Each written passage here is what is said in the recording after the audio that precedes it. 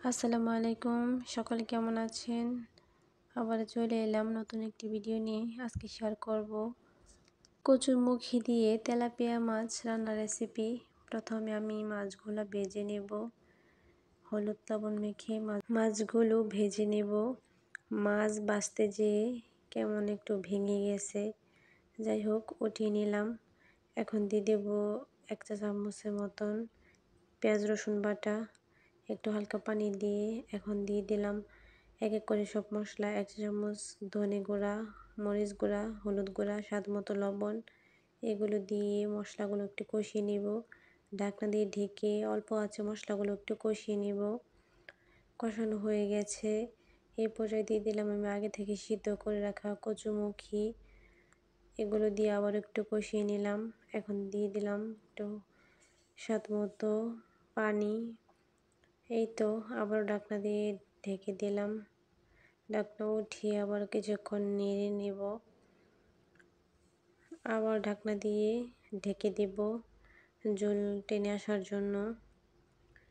এখন ঢাকনা নামিয়ে নেড়ে দিলাম।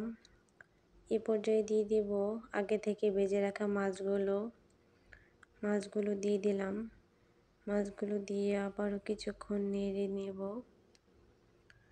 যে কোনো বড় মাছের তরকারি এভাবে ভেজে রান্না করলে তরকারির স্বাদটা একটু অন্যরকম হয়।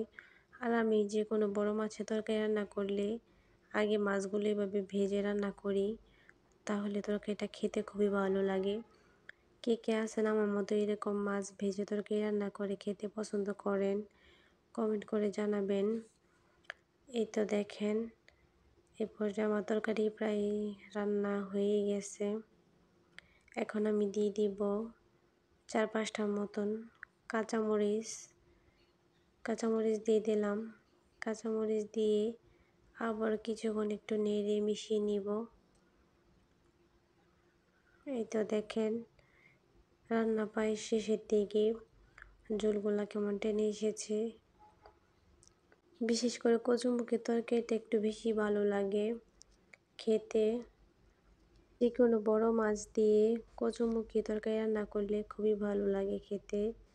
এই তো এই পর্যায়ে আমার তরকারি রান্না হয়ে গেছে। ভিডিওটিকে কোন জায়গা থেকে দেখছেন কমেন্ট করে জানাবেন।